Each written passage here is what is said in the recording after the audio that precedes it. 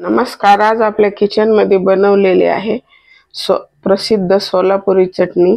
बाजारात मिळते तशी। पाहू शकता टेक्स्चर किती मस्त आलेला आहे आणि एकदम झटपट होते।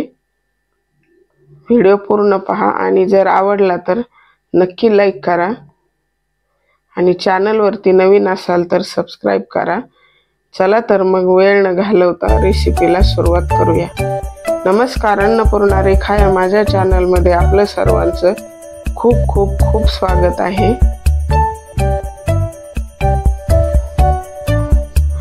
आज आपण सोलापुरी चटणी कशी बनवायची ते पाहतोय।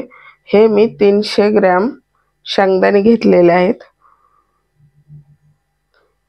हे मी गुजराती शेंगदाणे म्हणतात ह्याला, हे घेतलेले आहेत।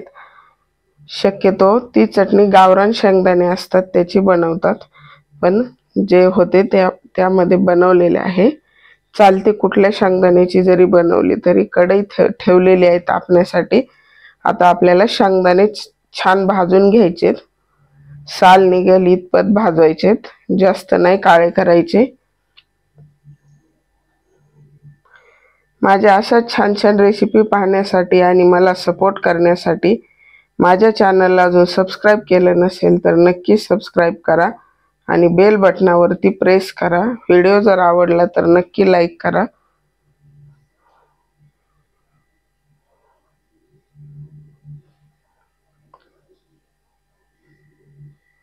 शेंगदाणे आपल्याला थोडासा कलर चेंज होईपर्यंत भाजायचे, म्हणजे असे शेंगदाण्याचे तोंड असं उघडल्यासारखं होतं, म्हणजे साल निघल्या जातं पटकन। त्यासाठी हे काढून घेतले ते एका ताटामध्ये। आता थंड झाल्यानंतर आपल्याला त्याचे साल काढून घ्यायचे।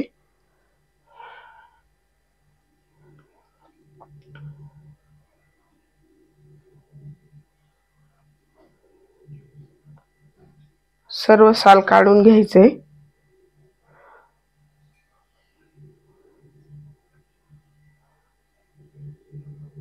अशा पद्धतीने जेवढं काढता येईल तेवढं साल काढायचे।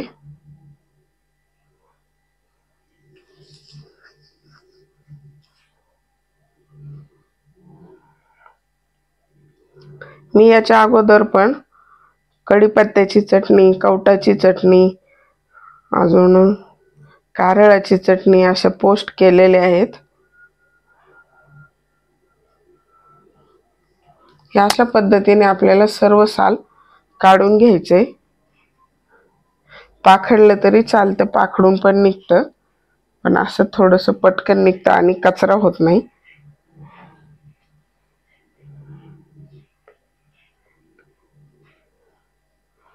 झाऱ्याच्या सहाय्याने कचरा होत नाही आणि पटकन त्यामधलं साल वेगळं होतं।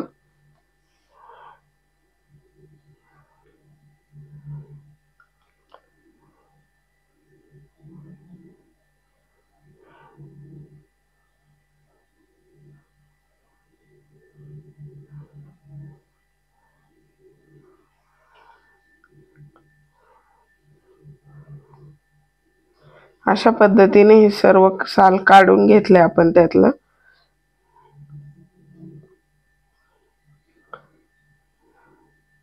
पाहू शकता जेवढं निघेल तेवढं काढून घ्यायचंय। आणि हे शेंगदाणे, जिरे, लसूण आणि आपली घरी बनवलेली लवंगी मिरचीची मिरची पावडर आणि बेडगी मिरचीची दोन्ही मिक्स मिरची पावडर वापरणार आहे। तुम्हाला जर तिखट कमी लागत असेल तर फक्त बेडगी मिरची पावडर वापरली तरी चालेल।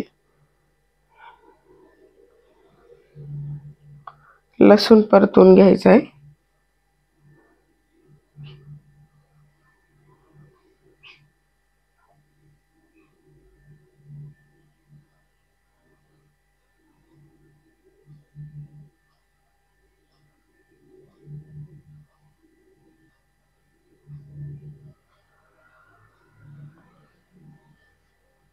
लसूण परतून घेतलाय, जास्त काळा नाही करायचा आहे, फक्त त्याचा कच्चेपणा कमी होईल इतपतच आपल्याला भाजून घ्यायचा आहे।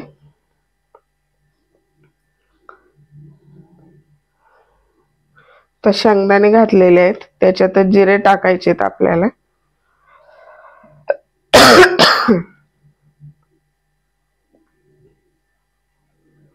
छान भाजून घ्यायचे तेलामध्ये.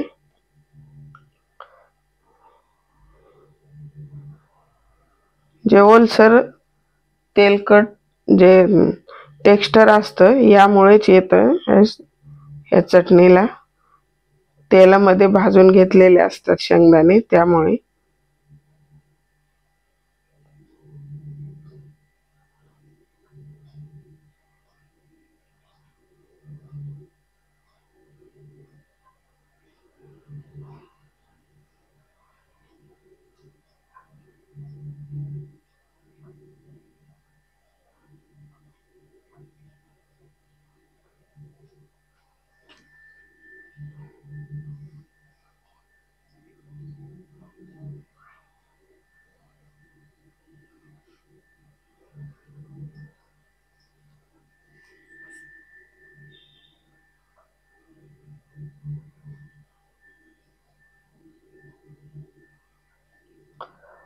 काढून घेतलेले आहेत आता शेंगदाणे, भाजून झालेत.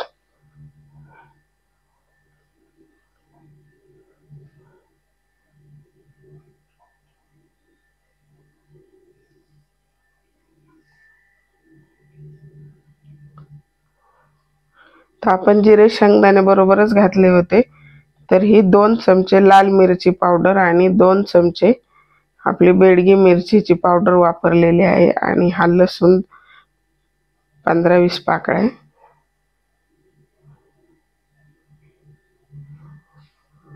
हे मी असंच मिक्स करून घेणार आहे. कढईमध्ये टाकलं तरी चालेल.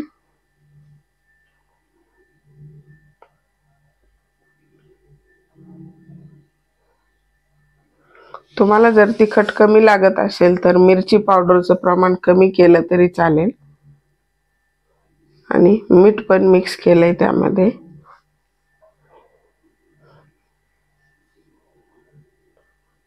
दीड चमचा मीठ वापरले. मीठ आपल्या आवडीनुसार वापरू शकता. हे सर्व जिन्नस मिक्स करून मिक्सरमध्ये फिरवून घेणार आहे मी थोडंसं.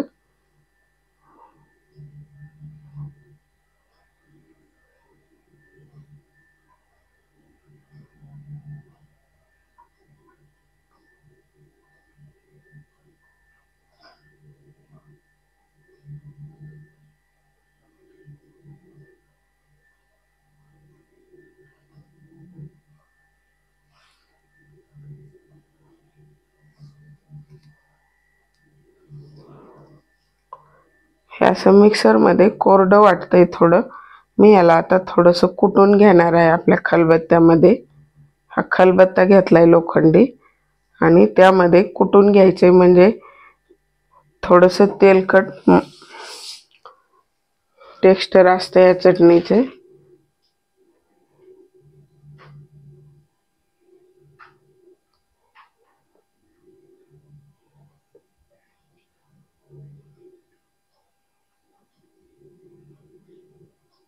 खलबत्ता थोडासा जड आहे, पाहू शकता. आता कुटल्यामुळे छान मॉइश्चर सुटले, छान टेक्स्चर आलेलं आहे, मस्त. ह्याच्यापेक्षा थोडी जाडसर ठेवली तरी चालते.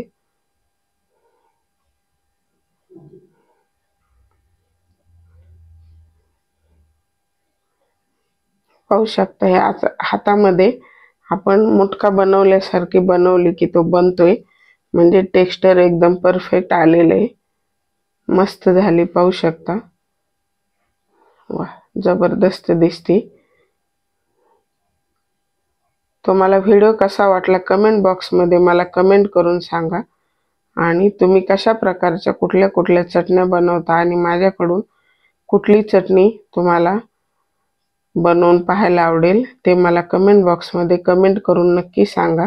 चला तर मग भेटूया अशाच नवीन एका रेसिपीच्या व्हिडिओमध्ये. तोपर्यंत व्हिडिओ पाहून बनवून खात राहा, आनंदी राहा आणि व्हिडिओ पाहिल्याबद्दल धन्यवाद.